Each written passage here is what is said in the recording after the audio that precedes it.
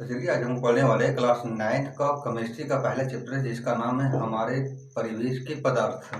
तो चलिए हम लोग करते हैं वीडियो का स्टार्ट। चैप्टर का नाम है हमारे परिवेश के पदार्थ। यानी हम आपसे पूछे कि परिवेश क्या होता है, तो परिवेश के मतलब होता है हमारे आसपास। परिवेश का मतलब क्या होता है? हमारे आसपास। अगर हम देखें तो हमारे आसपास बहुत सारी चीजें मिलेगी, जैसे कॉपी हो गया, कलम हो गया, किताब हो गया, बहुत सारी चीजें। अगर उन चीजों में वैसे चीज है जो स्थान घेरता हो, रुकावट डालता हो या जिसमें कुछ द्रव्यमान हो, उससे हम लोग बोल देंगे पदार्थ है। जैसे बात किया जाए कि कलम पदार्थ है या नहीं है, तो हम बोले कि कलम को रखे तो यह स्थान घेरा है। द्रव्यमान के मतलब होता है इसको कुछ अगर उठाएंगे तो कुछ ना कुछ वजन होगा, तो इसका द्रव्यमान हो गया। अगर स्थान घेरे, रुकावट डाले या जिसमें कुछ द्रव्यमान होगा, ये तीनों गुण पाया जाएगा, उसे बोलेंगे हम पदार्थ है। जैसे एग्जाम्पल में बात किया जाए कि कॉपी स्थान घेरेगा। अगर एक किताब को उठा ले तो ये स्थान भी घेरेगा, कुछ ना कुछ इसमें रुकावट, इसका कुछ वजन भी होगा। अगर ढेर सारा कॉपी रख दिया जाए तो कुछ रुकावट भी डालेगा ये, यानी कि किताब है, कॉपी है, ये पदार्थ है। उसी प्रकार से अगर मानव की बात किया जाए तो मानव भी क्या है? पदार्थ है। जैसे बोले मानव भी पदार्थ होगा, ये खटिया है। अगर मानव सोएगा तो कुछ ना कुछ स्थान घेरेगा, कुछ ना कुछ ये स्थान घेर लिया, तो ये क्या हो गया? स्थान घेरा। मानव अगर मोटा रहा तो रुकावट भी डालेगा, और मानव जो है स्थान घेरेगा, रुकावट डालेगा, अगर इसका वजन भी होगा, यानी मानव पदार्थ है। कॉपी भी है, जल भी है, ऑक्सीजन भी पदार्थ है, कार्बन डाइऑक्साइड भी पदार्थ है। कोई भी वस्तु जो स्थान घेरता है वह उस वस्तु का आयतन कहलाता है। जैसे मानव ने इतना स्थान घेरा है, तो ये क्या कहलाएगा? इस मानव का आयतन कहलाएगा, इस मानव का आयतन कहलाएगा। जैसे बात किया जाए कि मार्कर है, मार्कर ने इतना स्थान घेरा है, तो ये जो है इतना जो स्थान होगा, ये स्थान जो होगा, ये स्थान इस मार्कर का आयतन कहलाएगा, है ना। अगर हम हाथ पे किताब रखें, किताब जितना स्थान घेरेगा, उस स्थान जो होगा उस किताब का आयतन कहलाएगा। यानी कोई भी वस्तु जितना स्थान घेरता है, किसी भी वस्तु द्वारा जो घेरा गया स्थान है वह उस वस्तु का आयतन कहलाएगा। हम गिलास ले लिए और गिलास में पानी रखें, अगर गिलास में पानी रखे तो ये पानी का जितना स्थान घेरा है, एक गिलास यानी पूरा अगर पानी भरा हुआ है तो उस पानी का ये पूरा आयतन हो जाएगा। ये पूरा क्या हो जाएगा? आयतन हो जाएगा। ये था पदार्थ। अब बात है कि कोई ऐसा भी चीज है जो पदार्थ नहीं है, तो एक पदार्थ है उष्मा। उष्मा जो है पदार्थ नहीं है। उष्मा क्या है? पदार्थ नहीं है। अब आगे हम लोग पढ़ने वाले हैं कि पदार्थ का भौतिक प्रकृति क्या होता है। तो पदार्थ जो है, पदार्थ कहता है कि कणों से बना होता है। पदार्थ किससे बना होता है? कणों से बना होता है।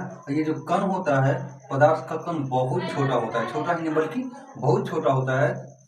जैसे देखा जाए कि अगर इसमें पानी रखे, पानी, और इस पानी में हल्का सा हम रंग डाल दें, अब दोनों को मिला दे। अब क्या करें कि इस रंग को, घोला हुआ पानी को एक बर्तन से एक डब्बा इसमें उछल दे, हल्का सा उछल दे, यानी इतना पानी उछल दे। फिर भी देखेंगे इस पानी में रंग होगा। अगर इससे हल्का सा इसमें उछल दिया जाए तो भी इसमें रंग होगा। इसका मतलब है कि पदार्थ का कण इतना छोटा है कि हर एक कण में जाकर के समाहित हो गया है। इतना भी बार बार इसको करेगा फिर भी कुछ ना कुछ रंग का भाग चल ही जाएगा। इससे पता चलता है कि पदार्थ के जो कण है अत्यंत सूक्ष्म होते हैं। अगला है, पदार्थ का जो कण है अनवरत गतिशील होता है।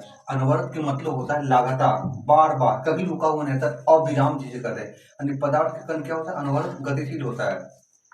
अगर उसका टेम्परेचर बढ़ा दिया जाए तो उसका वेग जो होगा, कण का जो वेग होगा और बढ़ जाएगा। जैसे कि कहा जाए कि घर में एक अगरबत्ती रखा हुआ है, तो अगरबत्ती का धमक, थोड़ा सा सुगंध कम जाएगा, लेकिन अगर अगरबत्ती को जला दिया जाए तो उसका जो सुगंध है और दूर तक जाएगा। यानी कि बात ये आया कि अगर तापमान बढ़ा दिया जाए तो उसका कण का जो गति है, वेग है, वो बढ़ जाएगा।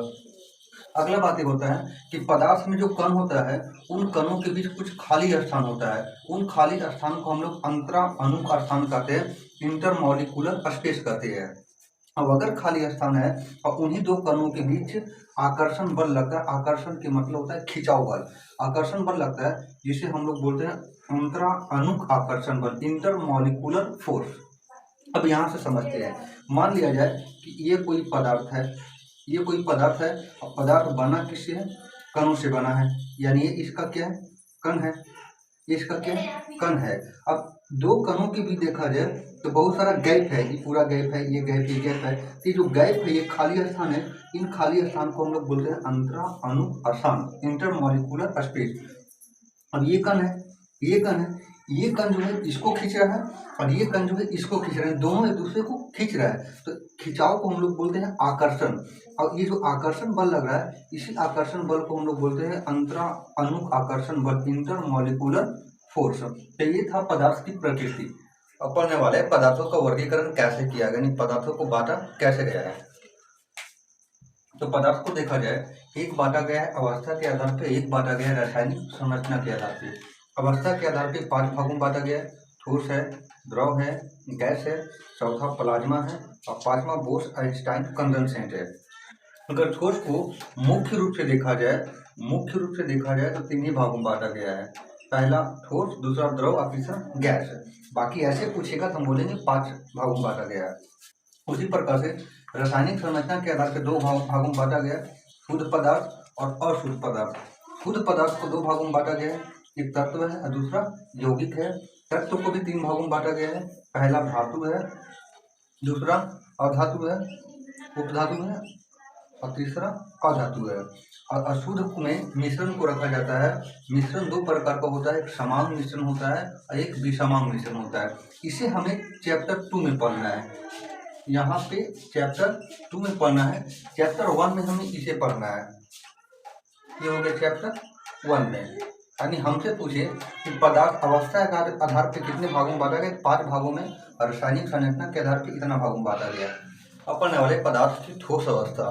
पदार्थ की ठोस अवस्था में देखा जाए तो पदार्थ के जो कण होता है वो पास पास होता है। कैसा होता है? पास पास होता है। अगर कण देखा जाए तो इसका कण बहुत पास पास होता है। अगर पास पास है तो क्या होगा? पहला हम पढ़ते हैं कि ठोस में घनत्व कैसा होता है। घनत्व के मतलब होता है कणों की व्यवस्था को बताता है कि कणों का अरेंजमेंट कैसा है। अगर कण पास पास है तो उसका घनत्व क्या होगा? ज़्यादा होगा। अगर कण दूर दूर है तो उसका घनत्व कम होगा। ये व्यवस्था है। घनत्व बराबर फार्मूला होता है द्रव्यमान बटा आयतन। अब आप खुद बताइए कि ठोस पदार्थ में कण कैसा होता है? पास पास होता है। अगर पास पास होगा तो घनत्व क्या होगा? ज़्यादा होगा। यानी ठोस पदार्थों का घनत्व क्या होता है? अधिक होता है।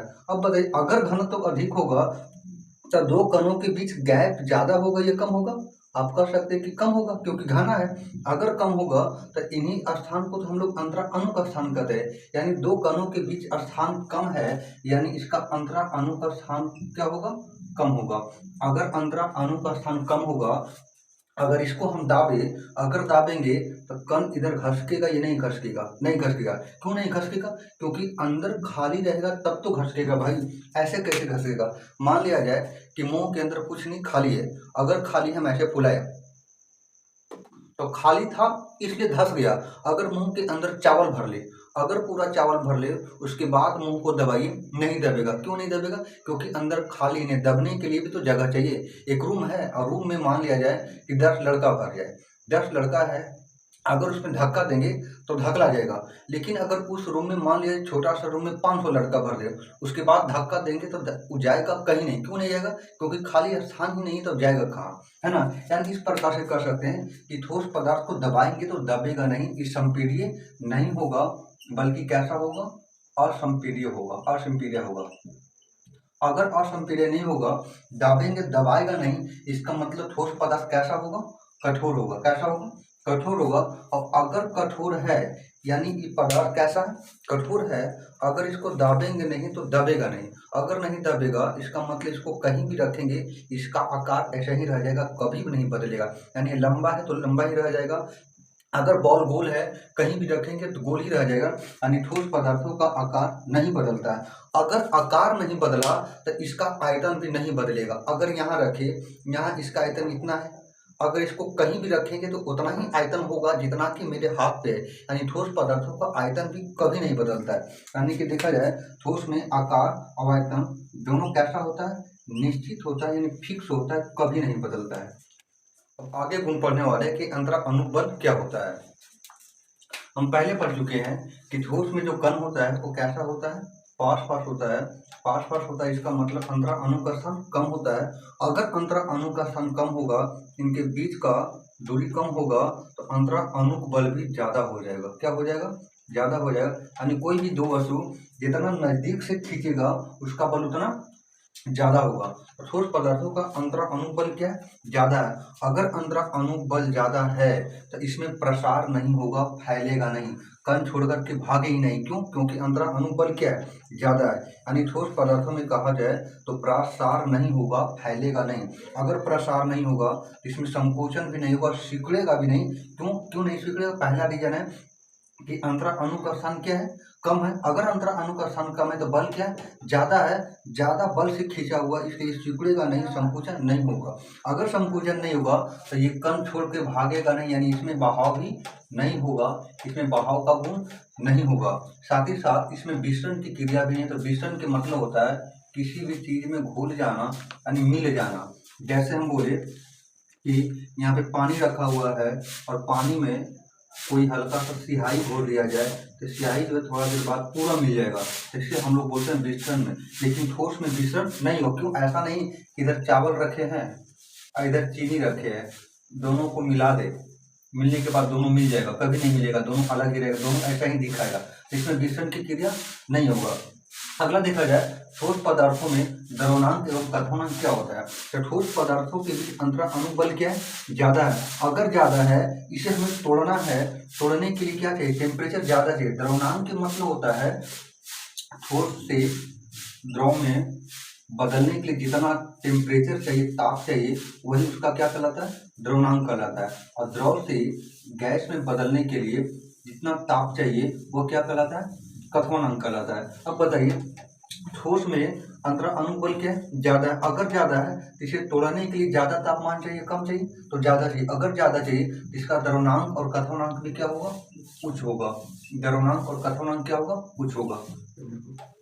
तो ये था इस चैप्टर का लेक्चर 1। अगर आपको अच्छा लगा तो इस वीडियो को लाइक और चैनल पे पहली बार है तो चैनल को सब्सक्राइब भी कर ले। अगर आपको लेक्चर 2 चाहिए तो कमेंट बॉक्स में कमेंट जरूर करें। जब तक कमेंट नहीं करेगा तब तक लेक्चर 2 आने वाला नहीं है। वीडियो देखने के लिए बहुत बहुत धन्यवाद।